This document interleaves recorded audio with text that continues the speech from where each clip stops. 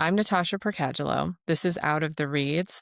Thank you for joining. And I'm super excited to talk to you about who you were before. So, Out of the Reads has to do with motherhood, but not just motherhood. It's our creative endeavors, it's our artistry, it's the more, that sometimes gets inspired by maybe motherhood or parenthood. So, today, who you were before motherhood or who you were before something transformative in your life, whether that's parenthood or marriage or death, could be anything. There's so many big things in our lives. So that's what we're going to talk about today. And we're going to have a guest on the show, Jacqui Garcia, who I went to college with. She was actually my roommate in college.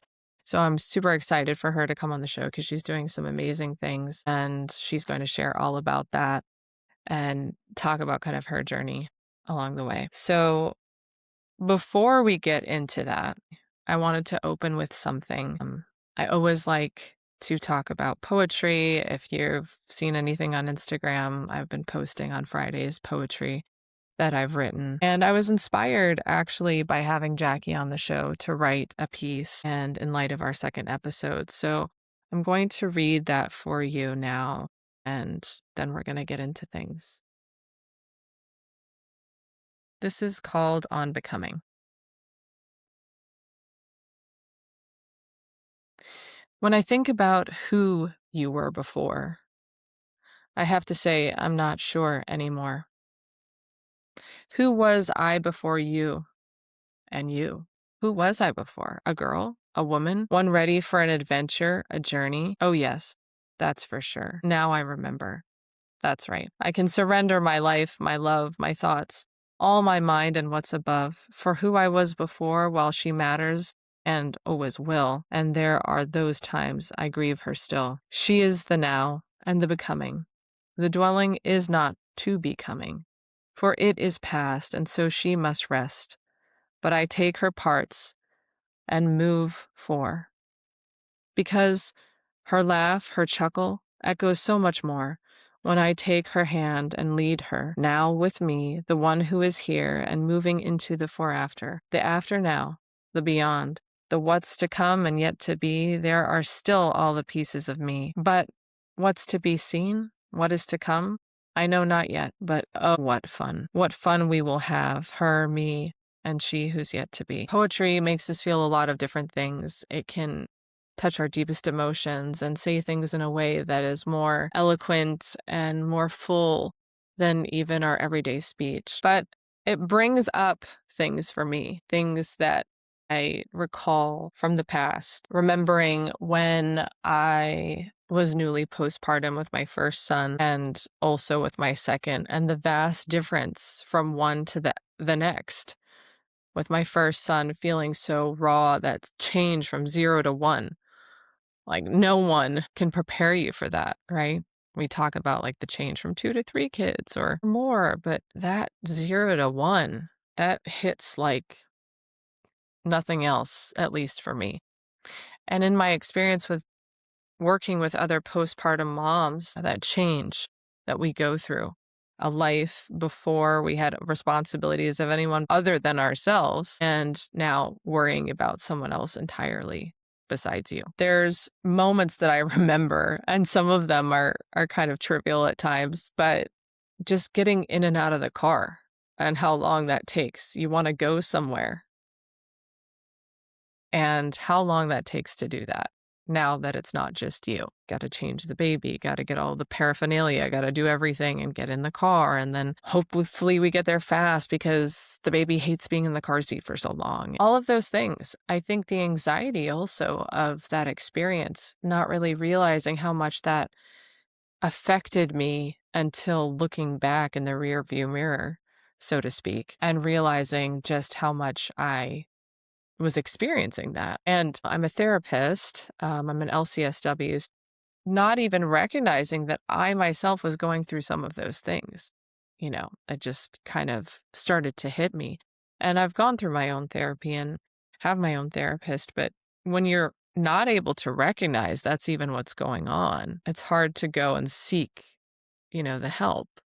Hopefully, you have a support system that's able to recognize those things around you. But when you're skilled at sounding very together and you can try to rationalize things or you're trying to make sense of it for yourself, sometimes we don't see, and sometimes even others in our life don't necessarily see that that's what's going on. So it's just really interesting that in seeing that for myself, that that's kind of what I experienced. And coming back to myself and coming into something else has been really interesting. That dichotomy of the person I was and knowing her and wanting to take parts of her and going into something new, someone else who I'm becoming and turning into. And I feel like I've reinvented myself several times along the way, funny enough. I mean, I've been a therapist and I've gotten my schooling and had my own private practice, which was spurred on by motherhood and feeling that sense of loneliness and wanting to support other women in that journey. I worked on trying to build community and do that and became a yoga instructor and prenatal yoga instructor. So all of this fostering of myself, really, I think the common thread is in wanting to help women and especially in this transition of motherhood. It's a huge endeavor, a huge undertaking. And that's not to say again that there aren't other times in our life or other even if even if you're a man, there's things that go through your life, parenthood, being responsible for so many other people, and also having to have them thrive. Just so many things, even if you're not actively in the motherhood or parenthood space. But empty nesting, when your kids move out and what that looks like, death of a loved one and what your life was before with them and what your life becomes after. We always have, no matter, again, doesn't matter who you are or what you're experiencing, there's always a before and an after of something and who we were before and now who we're moving into. And that is really the culmination of our episode today and what we'll be speaking to with Jacqui as her experience and mine. We all have our experiences, and I think it's all really important to highlight. Jacqui and I met and were roommates in college at Florida Atlantic University in Boca Raton. And I remember meeting Jacqui and being like in awe of her style and just how she would like effortlessly put things together, and she was so cool. So it was just really special to share a space with someone who is so willing to be accepting. And at the time, Jacqui was studying voice and music, and that was part of her bachelor's degree at the time. And later on, she discovered speech language pathology. She is the founder of Create Yourself Co. And she is someone who is really moving in a way that's very authentic. So I'm super happy to have her as a guest on the show. Hey, Jacqui. I'm so excited to have you on the show. Like, I was telling people how we know each other, but the reason why I chose you to interview you for the show, and it's the theme of why I interview all the people that are going to come on the show, is I like to do things personal. I don't want to just interview somebody that I don't have a rapport with on some kind of level. So I'm really glad I get to interview a friend and a roommate. And talk to you about your journey with motherhood and now coming into your own creative space with, you know, your professional life and all the cool things that you're doing. So, why don't I just let you introduce yourself? Like, what are the things that you're doing? And, Yeah. you know, Wow. Yeah. Like back then, I was a music major. yeah. Um, it's been kind of full circle for me to get to where I am today because when I realized I didn't want to be a music teacher, Hmm. I went, back to school and I did my master's in speech language pathology. And like fast forward, I'm now integrating music therapeutically That's through awesome. listening therapies in what I now call like nervous system therapy, which is really Hmm. somatic therapy, just because of my own healing journey through mother, Hmm. right? So I've been a mother for 9 years. Wow. And wow, like just that in itself, like those 9 years have been a journey for me, Mhm.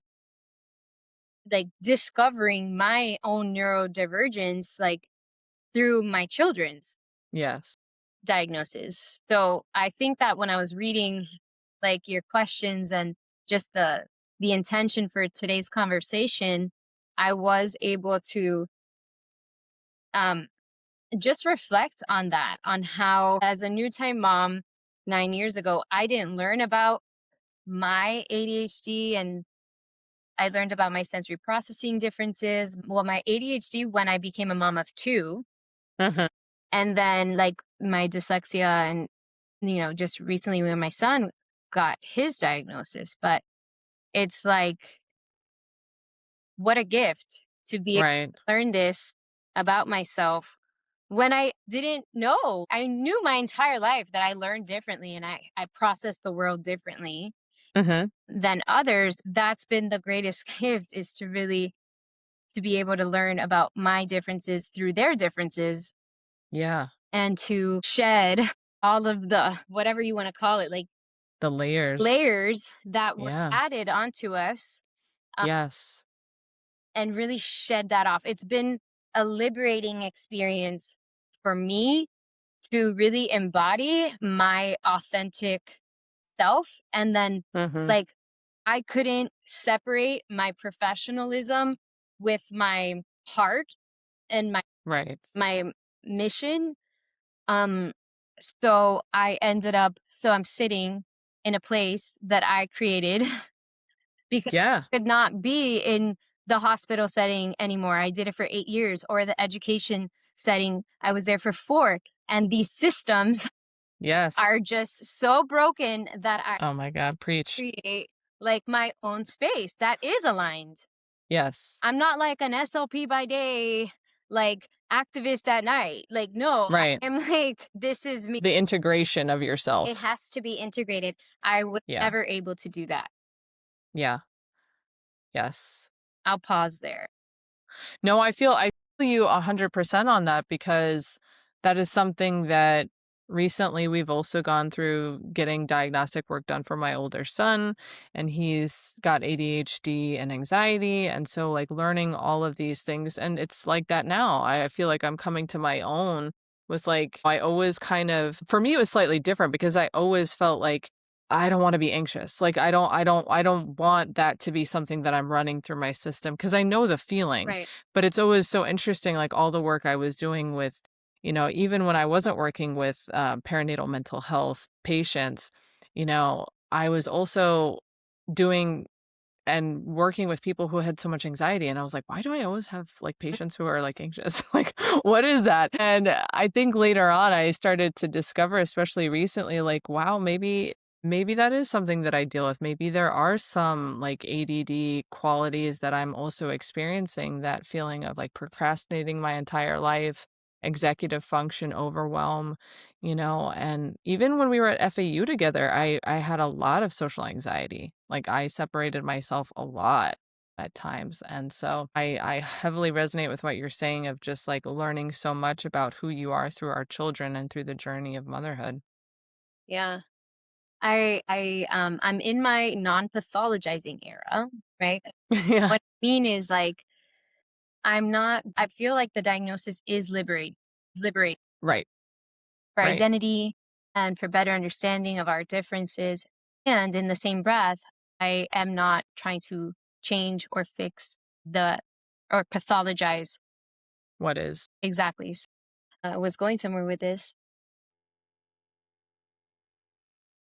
Yeah, no, feeling like, you're in your era of, Yeah. non-pathologizing. So I'm not pathologizing, but it is, if a child comes to me with anxiety Mhm. alone, Right. I don't need a diagnosis. But at the same time, it's like, what else is going on Mhm. that On, is right. that is giving us this symptom of like anxiety. Sure. So Sure. it's, you know, they don't necessarily come to me with a diagnosis, but it's helpful to know that usually there's a friend, Right. you Right. know? Right. and then get Yeah, for curious sure. about it. Like, what is Yeah. yeah, I think that's amazing because I've operated like that for a long time in terms of like not wanting to do diagnostic work within my practice. Just treating like whatever you're coming with, we have to like, how are we going to help you through that? right. Regardless of what it looks like on paper. Mm. But at the same point in time, I feel like there's also because I was like, "No, no diagnostic work at all." And now I'm like, "Okay, I can see what you're saying." Some of that Mm. identification can help and make you feel like, "Oh, now I have maybe like I'm on this plane and then we can jump from there to what we're gonna do." To the point that I am considering, like, even restructuring my own, um, process because I just feel like an evaluation before you even know a person, like, that never really sat well Yeah. with me. So I'm Right. like, we do listening protocols for 5 hours over X amount of time. And now I'm thinking, well, at the end, maybe we can do some sort of assessment to Right. know, okay, I have this sensory profile. This is my somatic profile. And these are the accommodations that I need, to overcome like these Exactly. sensitivities. Right. And just putting it on paper Mhm. was it's okay to have Yeah, accommodations, right? Like for in sure. environments that are not really like made for us. So um, Yeah. that's where I'm at. It's like at that self advocacy piece of like, this is what I need right now. Yeah, for sure. For sure. Like what's probably been like the hardest moment for you in the journey that you've been on thus far? Like the discoveries about yourself personally that you've realized with working with your children and working with your profession, but what's been something that's been like a hard moment? Mm. Um, Honestly, it's been my journey of unmasking and Mhm. asking for these accommodations. Like I know I used to be able to do these skills, Mhm. but actually, like now I can't really do them right now. Like Mhm. like cooking is one of them, and I'm gonna say that like super vulnerably right now. Like I Yeah. cannot cook right now as Mhm. I'm building my business, the executive functioning wise. Like, but the hardest part has been unmasking, asking for these accommodations Mhm. with like the marriage being the same partner. So it's like Yeah. so confusing. Yeah. It's like Yeah. almost like we're redating. Yes, Yeah. yes. Yeah. No, I feel that heavily. It's like you said, in the shedding of the layers of Mhm. yourself, realizing that like maybe this was there all along, but I've had to like pile on so Yeah. much to be able to function this way and show up this way, but I really it's Yeah. tiring. It's tiring and And what draining. happens is like we go into a burnout. That's the Mhm. outcome of it, Mhm. of this like Mhm. hive, like this masking, right?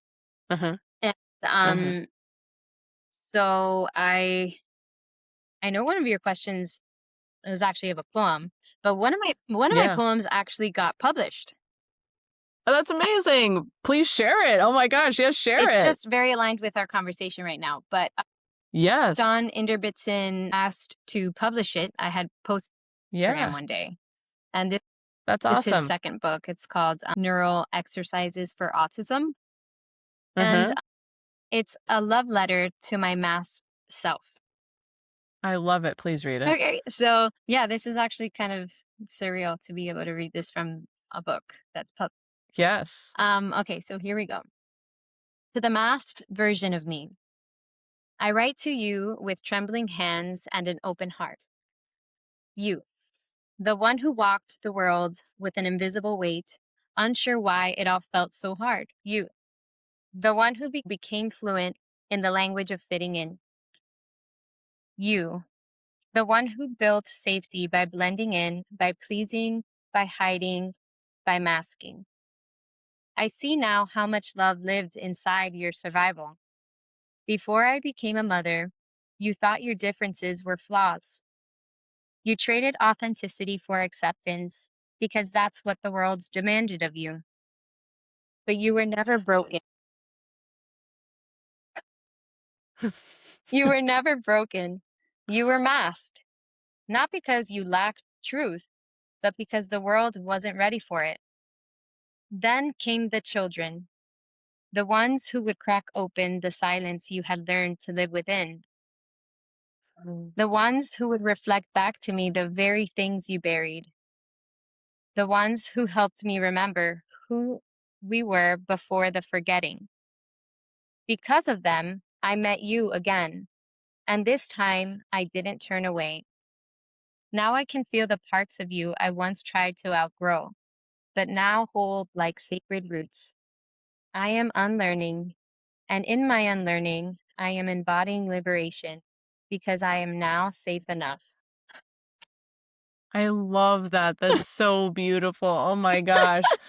I love that. This is the whole thing. This is So the whole when you thing. I asked for love a it. poem, because I've never been asked to like find a poem, but I was like, oh my gosh, I actually have one now that I wrote and is published. So I love that. That's amazing. That's so beautiful. Thank you for sharing that. And sorry that there was but a phone call in the it was middle of that. like momentum, like a symphony. Yeah, like here it is. Oh my gosh. I, Um, oh, that's so beautiful. I'm so like congratulations on it getting yeah, published. And I think it speaks to so much of what you just said, which is like so like concise in that raw feeling of like really coming out from behind the mask, and I think what you're saying speaks to a lot of women now, who are rediscovering parts of themselves or, I know you're the oldest of yeah, 7, and there's something to be said about the oldest girl in a family and all of the pressure that's put on us. I'm an only child, but also the oldest and the only one. So just, all that expectation and like all the things that you have to mhm, be and just taking that off. And I think so many women now in our age range and our stage of life are discovering, yeah. wait a minute. And especially like as, Hispanic, like I have Arab, Hispanic, like, and Mhm. it's a lot of it's just it's very different, right? The layers that we're taking off, the way that I'm even being as a woman right now, Mhm.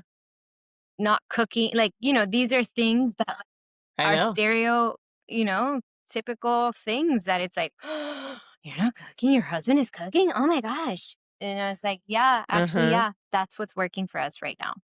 This is an accommodation Mhm. that I Mhm. need. And yeah. Right. Coming out of that, like the gendered stereotypical role, or also just feeling like the Mhm. judgment, like, I this is what's working. I don't want to participate in the judgment role of myself. I've done that Exactly. enough, It's right? like, right. Even finding like your voice, feeling safe enough, right? Mhm. To ask for that accommodation. It took me a long time. It did. Yeah. It took me a long Yeah. time. It took us a long time, like for him to notice, like, oh, it's a can't. Like, she can't do it right now. Mhm.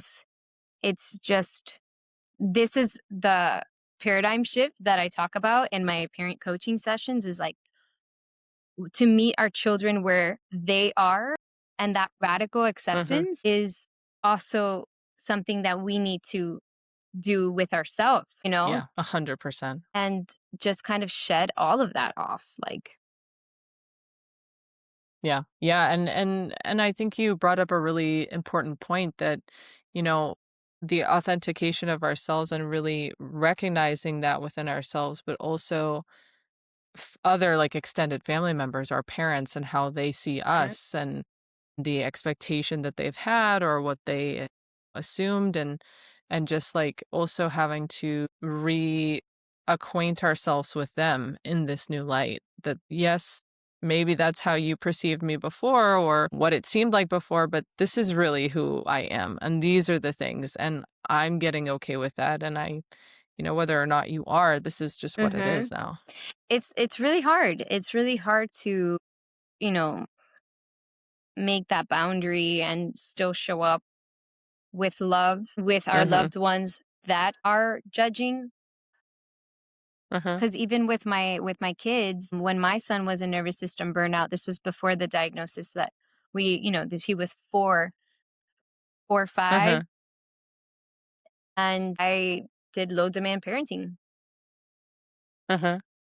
The only way that I Mhm. was able to get him out of a nervous system burnout was to lower demands. And to a Mhm. Hispanic, Arabic family, like you have to be more firm, and I'm like, actually, that's Right. like the opposite of what my Of now. what he needs.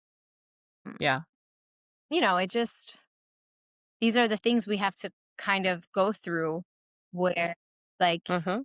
I could love you from afar during this time, you know, Right. Right. Right. without like being disrespectful or it's kind of like necessary for your family nervous system and feeling okay about it. Oh, yeah, 100%, and it's something that I think is it's an ongoing process, right? It's not like a static, it's reevaluating as you go what needs to be for your your nuclear family versus extended family and trying to figure all of that out and then societal demands, on top of that and then it's so Yeah. 100%. I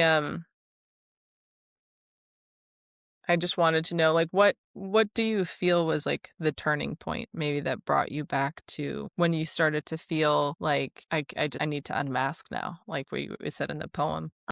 I'm trying to think.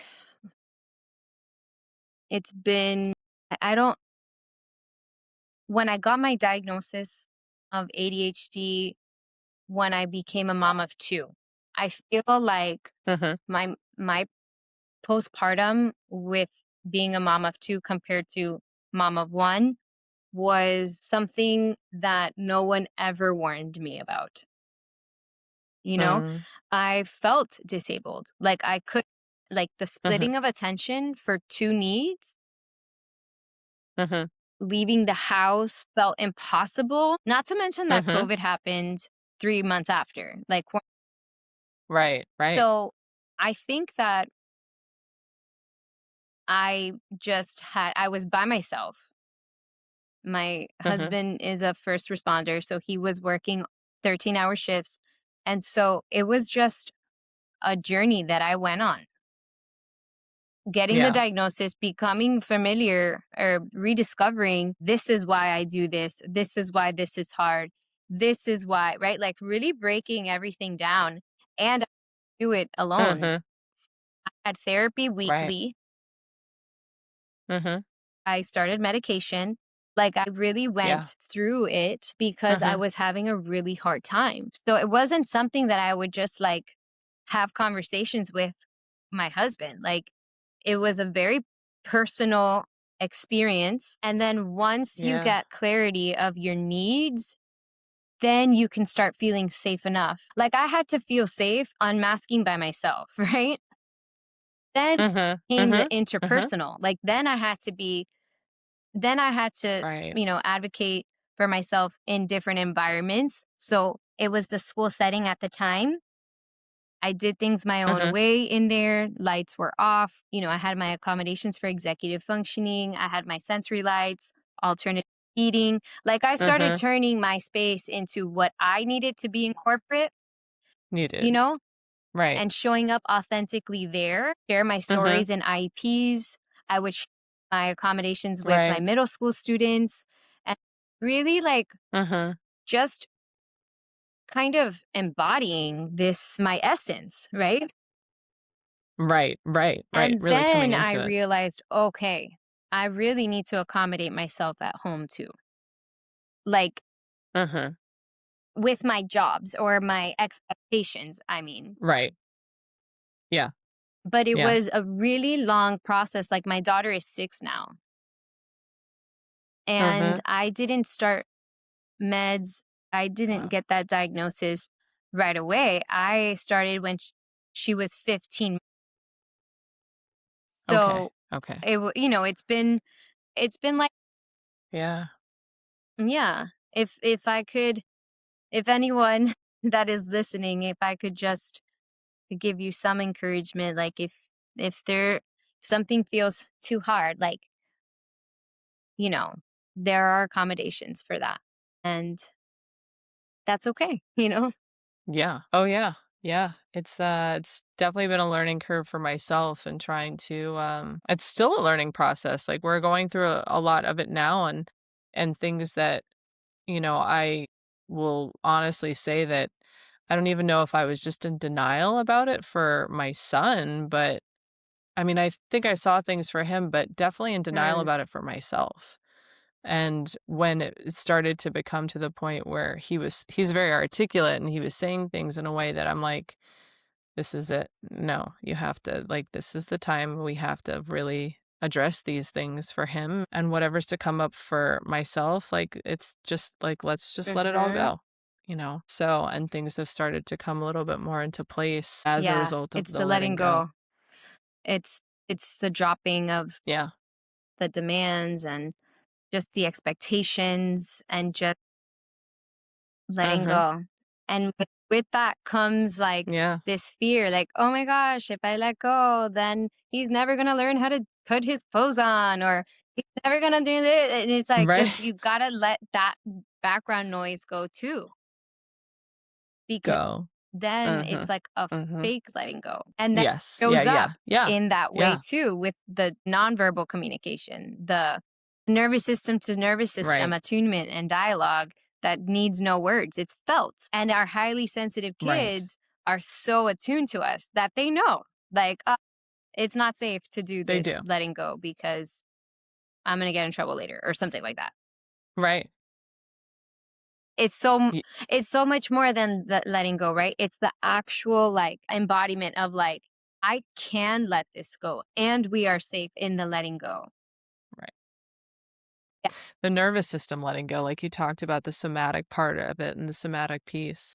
When did you yourself start to feel, like, safe in your space? I will say that my son's nervous system burnout, so that was around the same time I got my diagnosis. So I was letting go for him for about a year and a half, Mhm. and then I Mhm. felt myself getting into a burn. So that's why I asked for, like, the dropping, Yeah. right? Like, of some things, but I still am dropping. Like, I Mhm. still dress him in the Mhm. mornings. So it's kind of like a you just kind of if it's too hard, like, Take it as it and comes. Amanda, she wrote the book, Low Demand Parenting. She Mhm. says if it's too hard, things are always hard.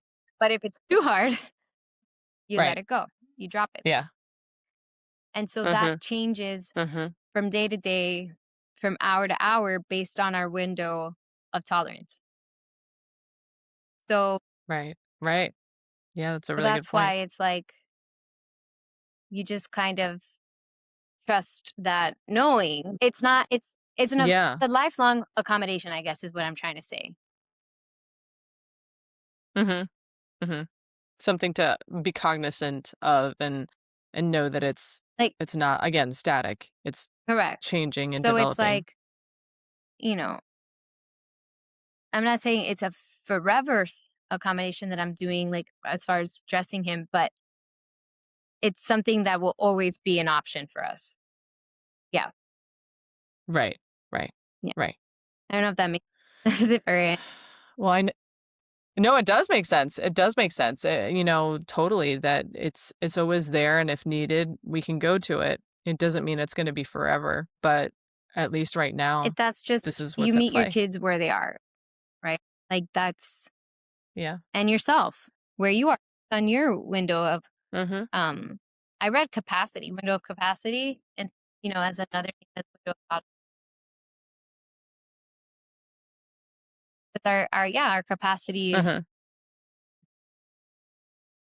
is changing. Yeah. Yeah.